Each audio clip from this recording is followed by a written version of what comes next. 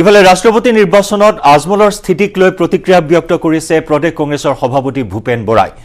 আমি আগবঢ়াম এইবাৰ ভূপেন বৰাৰ মন্তব্য, কাৰণ ভূপেন বৰাক বদৰুদ্দিন আজমলে শিলচৰত অৰ্থাৎ বৰাকৰ বান পৰিস্থিতি পৰ্যবেক্ষণ কৰিবলৈ গৈ পাগল আখ্যা দিছিল আৰু তেনে সময়তে ৰাষ্ট্ৰপতি নিৰ্বাচনত কেনেকুৱা স্থিতি গ্ৰহণ কৰিব তাৰ ইংগিত প্ৰদান কৰিছিল আৰু এই AIDFৰ স্থিতিক লৈ এই মুহূৰ্তত প্ৰতিক্ৰিয়া প্ৰকাশ কৰিছে ভূপেন বৰাই।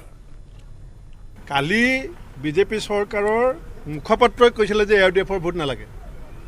আজি AIDFৰ ঘৰত পোনপটীয়াকৈ যাবলৈ লাজ কৰিলে, সেইকাৰণে আমাৰ কংগ্ৰেছী বিধায়কৰ ঘৰত সোমালে ভায়া কংগ্ৰেছ।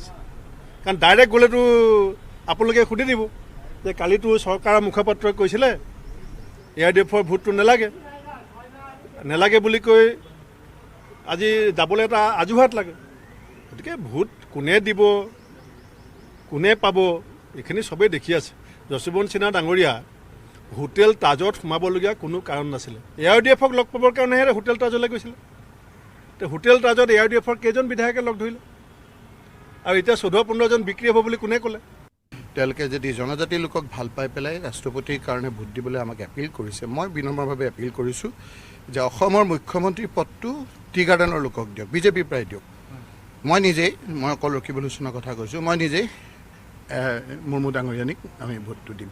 জনজাতি লোকজনক চল চাতুৰিৰে অঁতৰাই মুখ্যমন্ত্ৰী হ'ল, সেই কথাটোতো আজি কোনো উত্তৰ নিদিয়ে। আৰু সেইকাৰণে আমি কৈছোঁ বিবেক ভোট, বিবেগিৰি সময়টো দিছিলে, বিবেক ভোট আমাৰ যশোবন্ত সিনহাক এইবাৰ দিয়ক। কাৰণ আমাৰ এইবাৰ এই বিজেপি নেতৃত্বাধীন চৰকাৰৰ দিনত সামগ্ৰিকভাৱে ভাৰতবৰ্ষৰ মানুহৰ মনবিলাক ঠিক নহয়, অৰ্থনৈতিক অৱস্থা অতি বেয়া। আজি আমাৰ বহুতে কয় শ্ৰীলংকাৰ নিচিনা আপোনাৰ অৱস্থা হোৱাৰ উপক্ৰম হৈছে।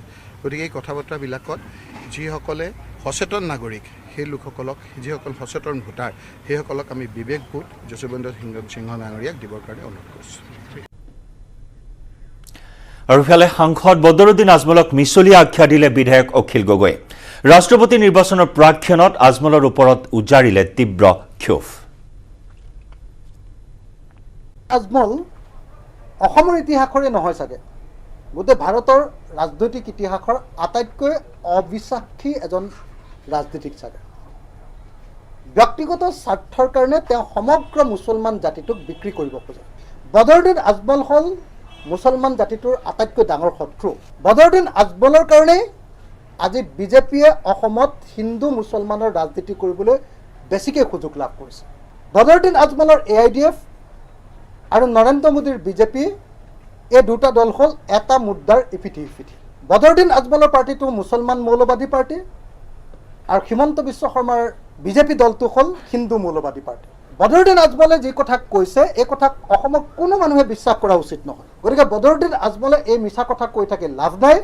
বদৰুদ্দিন আজমল এজন মিছলীয়া, বদৰুদ্দিন আজমল অসমৰ শত্ৰু, বদৰুদ্দিন আজমল অসমৰ মুছলমান সমাজৰ আটাইতকৈ ডাঙৰ শত্ৰু।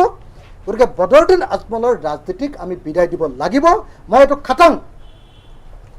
খাটাং যে আগন্তুক যি ৰাষ্ট্ৰপতি নিৰ্বাচন, এই ৰাষ্ট্ৰপতি নিৰ্বাচনতো বদৰুদ্দিন আজমলৰ AIDF দলে NDAক যে ভোট দিব, এইটোত মই খাটাং। তেওঁলোকে যে UPAক ভোট নিদিয়ে, তেওঁলোকে যে বিৰোধীক ভোট নিদিয়ে, এইটো খাটাং। বদৰুদ্দিন আজমল হ'ল এজন বিশ্বাসঘাতক গাদ্দাৰ।